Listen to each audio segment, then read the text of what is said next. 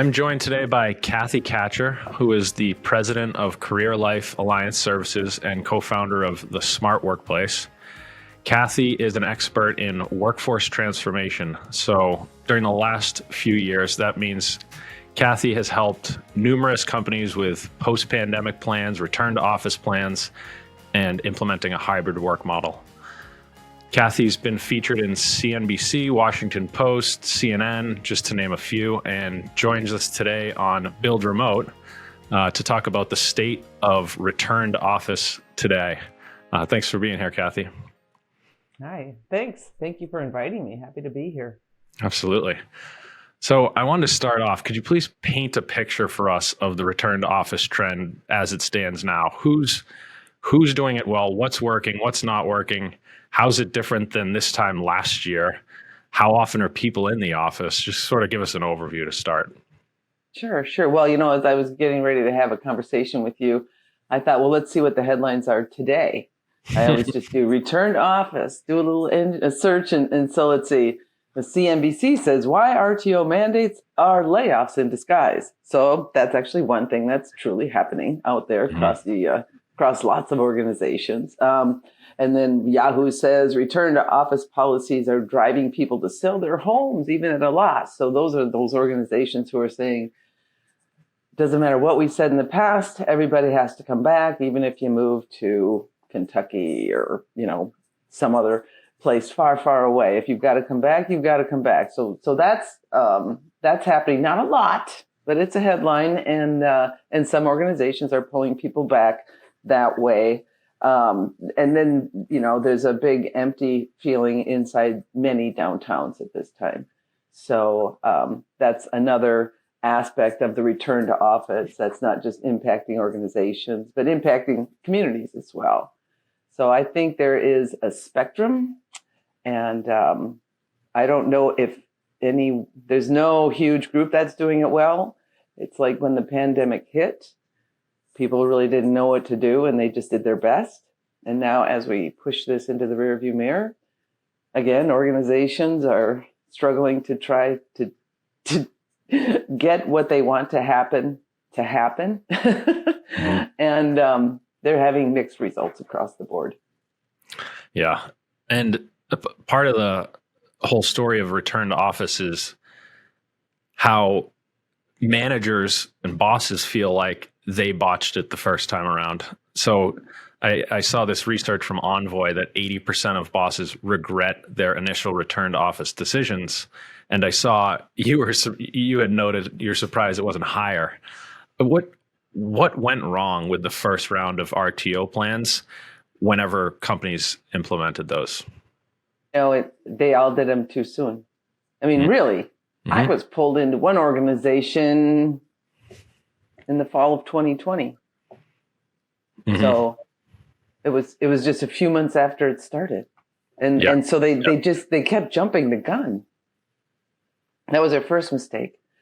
And then they had to stop. There was so many starts and stops mm-hmm. that after the third and fourth iteration of, okay, now you can come back. Okay, now you can come back. Employees became, completely disengaged and certainly didn't trust what was coming out of the leaders' mouths. And my advice to organizations at the time was understand what you can control. You cannot control these variants. You cannot control, how people are feeling. What you can control is your narrative. And my advice to all of my clients was just stop trying to get people back to the office. And especially after the first year and a half. So we've been doing this for a year and a half. I think a lot of organizations did incredibly well financially. Mm-hmm. Didn't matter if their people were in the office or not. And I just said, just stop and know that it's going to take another year and a half or 2 years to try and get back, and don't push it. But, some listened, some didn't. Yeah. So I mean, so much of it seems to come down to human psychology and just like embedded patterns of work, what we're used to. So I'm curious to know your opinion. Basically everyone that worked a desk job or in knowledge work before 2020 went into an office. And now it seems like no one wants to go into an office. Like, what changed across like the psyche of knowledge workers? How did this happen? Ooh, they got a taste of power. Mm-hmm. Because, okay, so it's interesting because the work I did for more than 30 years with organizations was to help them understand workplace flexibility and mobility as a business strategy to reduce footprint, to increase engagement and well-being. And then the pandemic hit and the whole world went home. Yep. And now I spend all of my time doing all the reverse engineering. This is why you should come back to the office. This is what, this is what's happening. So what I think happened, people have always wanted flexibility. We've seen the headlines for decades. People want flexibility. So they had some, and lots of organizations, I'd probably say at least 70% of organizations had some form of flexibility before this happened. Mm-hmm. But when the pandemic hit and people really understood what they were capable of and what their life would look like if they had complete control and autonomy of their work schedule. And that is a heady feeling, control, right? Isn't that what we all want? I just want to have control. I want you to trust that I'm going to deliver, and then I want control over my life. And then when it was time to come back, there's a lot of very traditional thinking in the C-suite and deep belief that human face-to-face interaction creates better collaboration and better outcomes. And I think human face-to-face interaction is absolutely essential for a successful organization, but does it need to happen every day all the time? Does it have to happen 32 hours a week? Is there a set, time or schedule that absolutely has to happen to hit the sweet spot? I don't think so. It's just a matter of allowing teams to understand how they work best. So it's very interesting. And people, because the labor market has been tight, not as tight as it was, but it was so tight. And it was the end of the pandemic. Lots of organizations were promising remote positions. There was huge signing bonuses. People had power. They had a lot of control in that labor market. And now it's shifting a little bit. So, and we're seeing organizations flex their muscles. Say, come on back. Yeah. Let's remember who's in charge. Right. And you said that on both sides, the employees and the management team or whatever, it's about control over my personal time, work time and work location, right? As far as an employee goes, that's a huge preference. And then on the flip side, control of who is where and when from the management side. How do you think that gap gets closed? Because clearly there's still a huge gap. There's companies saying come in 3 days a week and people are only coming in one. How does this all ultimately get sorted out long term? I wonder. I don't know. Yeah. So I think as soon as leadership, the C-suite, as soon as they just stop demanding and commanding and take a breath and look around and ask and listen. And there's leaders out there who are, servant leaders who are listening and leading based on employee sentiment. And then there's other leaders who are like, these people are feeling entitled now. They feel entitled to this. And it's like, they're not entitled. They're enlightened. They understand what they can do. And I don't know why you are unable to let them do that. And I think it all comes down to trust. There's a tremendous breach of trust right now. There's a breach of trust between C-suite and managers. There's a breach of trust between individual contributors and managers who are executing what the C-suite is telling them to execute. So, there's just there's a huge disconnect. And I think the road back is going to be at least 2 years. And it's going to be successful inside organizations who are really receptive and taking action based on employee sentiment and desire, and not. I had one client in a large Midwest insurer, and we did a big study on how do people want to work. Mm-hmm. And we brought it to the C-suite, and the CEO said, I will not be driven by this sentiment of the workforce. It's like, why not? Yeah. What's wrong with that? But anyways. Yeah. So it's just terribly messy. And I don't think there is going to be one single straight line to a solution. So you mentioned, like, as far as reasons why executive teams want people in the office, the value of face-to-face collaboration is one that's you mentioned and it's thrown out there a lot. Just general control, right? The battle of control would be another one you mentioned. What are the other reasons? What are all the reasons? Why do they want people in the office so bad? Well, I think it goes back to that traditional mindset, because that's how it used to be, and that's where I was comfortable. Mm-hmm. But also, they have a whole huge investments in real estate. There's a lot of real estate sitting out there, and there's a lot of long lease terms sitting out there. And they're kind of like, okay, I'm paying for this building. I want people to come in. So I don't know. There's no science. I don't think there's no specific science that says coming into the office every day increases collaboration. Mm-hmm. I think it's just individuals on the team and the leader who create collaboration. It's not a formula. No. It's just good leadership. And the other piece, I'm not going to remember it, but is the real estate and just that belief that those conversations, that those hallway conversations, those spontaneous conversations. Yep. There's a lot of talk around this spontaneity. And so tell me, I want to hear more about why the CEOs and the C-suite think that this spontaneity is such a magic ingredient to an organization's culture. I had a CEO talking about, he said, we had our sales team are in the office, people are in the bullpen, and we can hear each other talking. And one of the sales women heard somebody else talking to a client about a product and an opportunity. And that woman said, oh, I know somebody who would be interested in this product or whatever, who would be part of this equation as well. And she went to them because she overheard a conversation.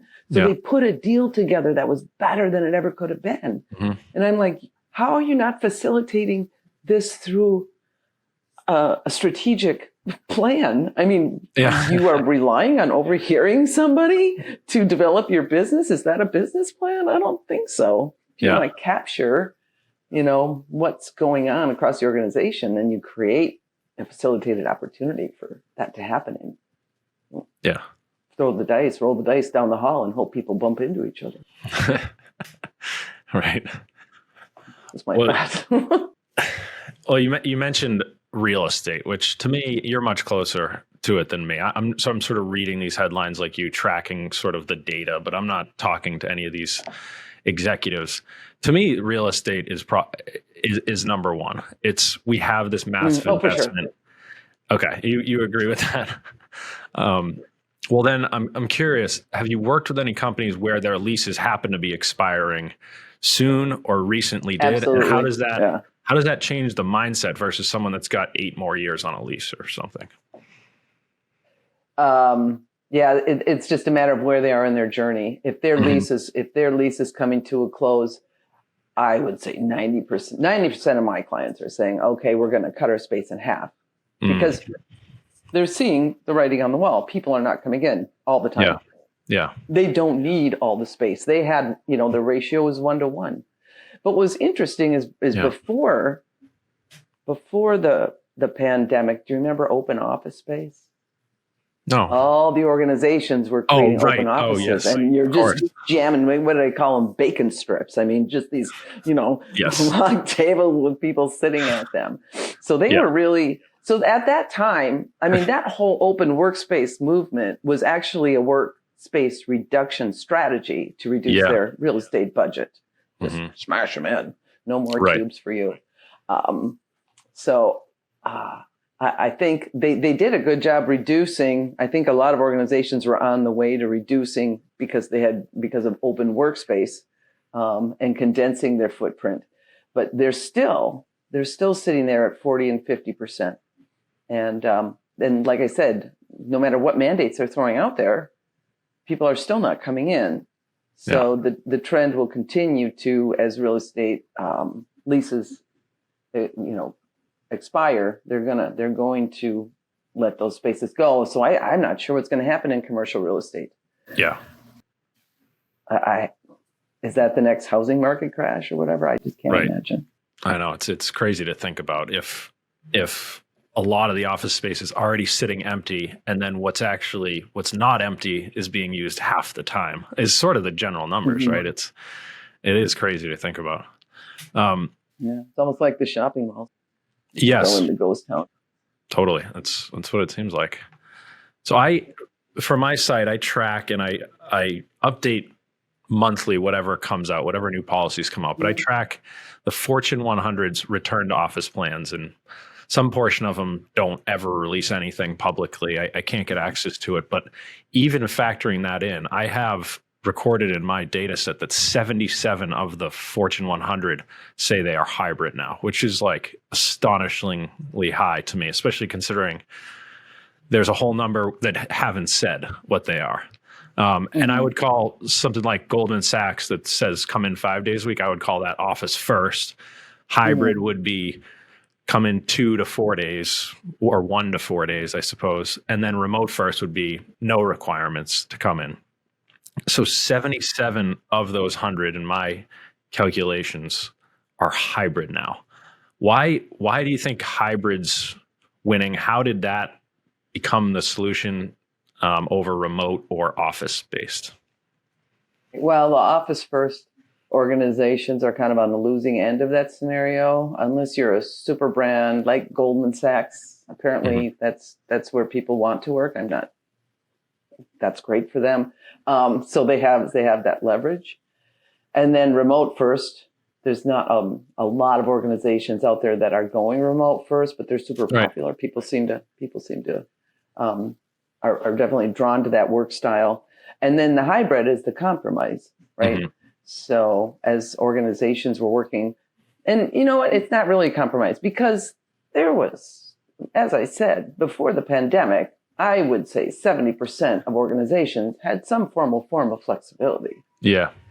It was just harder to get it, right? You had to go through a request process and you had to have a discussion with your manager and you had to have an approval by probably a couple levels. It had to be in your HR file.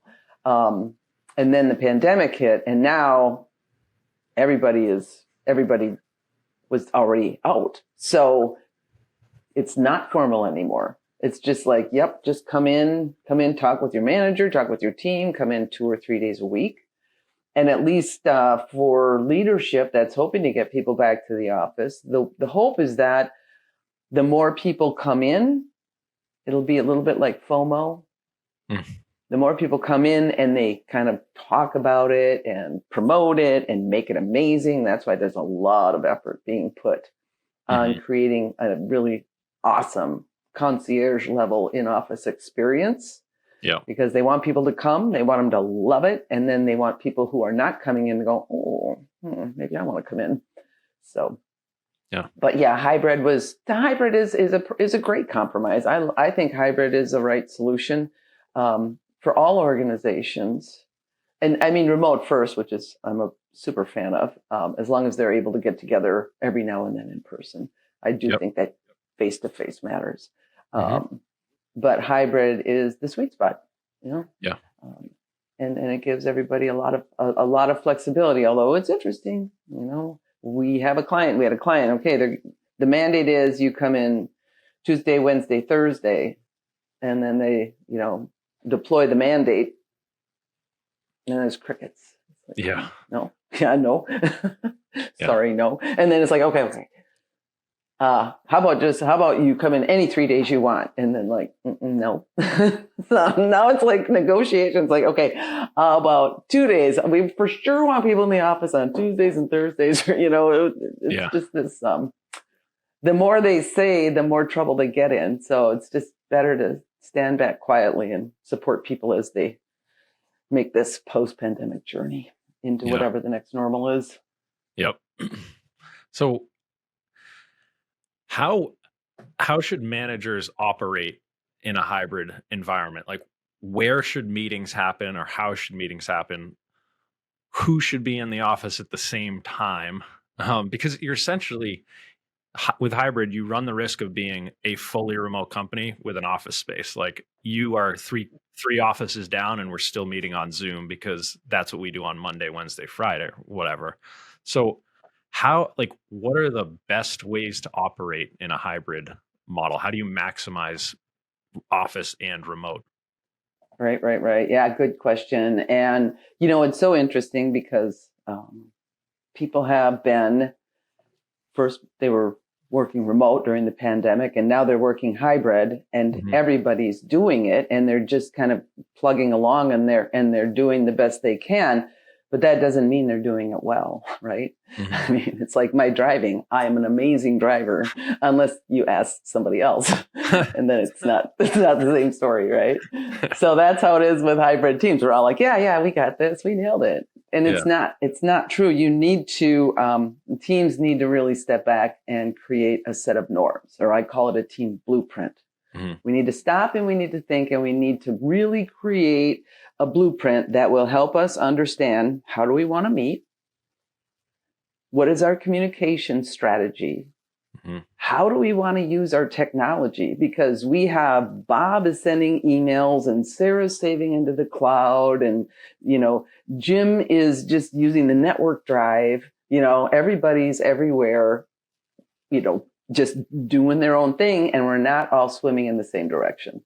Yeah. So, I encourage managers to get with their team, and I have a template and a series of assessments that the team will go through to help them become better aligned, and to align with the mission of the organization, to align with each other, to understand each other's communication styles. And, this is, it's not easy. It's it's work. It's extra work. And the trouble is, everyone is so caught up in the urgent work of the day. They're so wrapped up in everything. You got to get it into business, get it to me, on fire. And nobody has time for this really important foundational work. Yeah. And that's where we run into trouble, because we're all going 150 miles an hour, and everybody's burned out. Yeah. But the teams that do stop and create a set of norms, or a blueprint, or whatever you want to call it, a team charter. It's a powerful tool, especially when it comes to bringing in new team members. You just say, here's our team blueprint. This is how we do things. So whether it's a hybrid, traditional, or remote first team, just putting a strategy together to keep everybody going the same direction is a powerful tool. Yeah, I feel like so much of the reason, too, that people want employees back in the office is because there's such a embedded bias against remote work. Because if a company worked in the office for 20 years, a manager was in the office for 20 years, they're good at office-based systems and work, and then they were forced to go remote, and they're bad at remote. And they've conflated that with remote is bad, but it's actually you're bad at remote just because you don't have any practice. So it's like the office is better, but it actually means you're better in the office. Yeah, that's a great point. Well, ironically, I ran a fully remote tiny company. There's like 10 of us, but we were all remote. We were all based around the country and the world. And whenever we got together in person, we didn't know how to do a meeting, because it was like, we're used to screen sharing. I'll show you this way. And I'd be meeting with like somebody would be like, do you want to come around this side of the table and look at my computer? Should I don't, like, we were biased against being in person because all of our systems were remote. So I guess I'm curious to know, with that very long-winded backstory, is how are companies getting better at the remote part of it from like 2020, the scramble of 2020 to now? Are they actually trying to get better at that piece, or are they just trying to pull everyone back, or what's going on with that? Yeah, no, that's a good question, and it's hard because I would guess that majority of my clients before the pandemic, people were kind of mixed in their office technologies.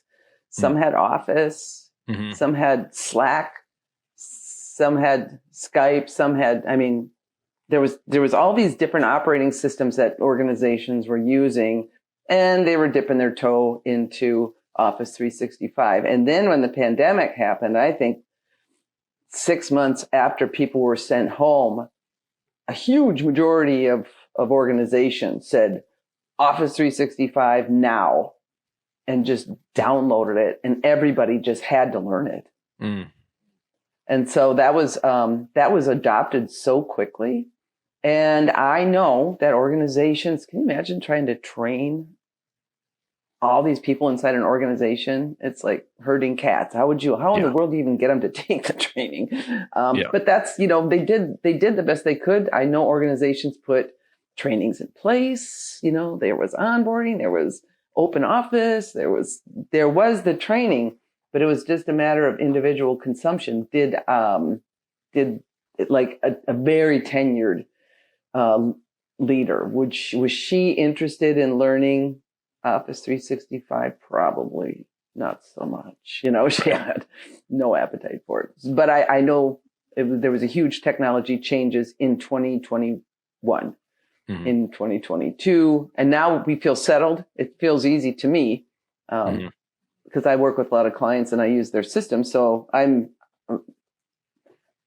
get it, but I don't know how they're able to get people to consume it. I think the technology adoption is something that's just going to have to happen over time. And and they have to, I think they should include it in performance metrics and management, is how people are adopting the technology and utilizing the technology to make them upskill, because it is, the network is the workplace, right? I'm not at work until I'm logged in. So you better know how to use the tools. It's very true. Yeah. So, I mean, I think as we start to wrap up, I'm just curious to hear from you. What will knowledge work, desk jobs, whatever you want to call it, what is this going to look like in 5, 10, 20 years when all this dust settles of multiple operating systems happening at once? Like where does this all go in your mind?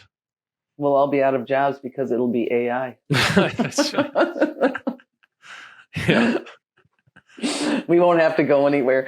We'll all be poor and unemployed, and the machine will run the world. Yeah. No, I don't, I've done a lot of interviews, and my answer is always, I have no crystal ball. In my life, I've always been able to kind of look ahead and see where things were trending.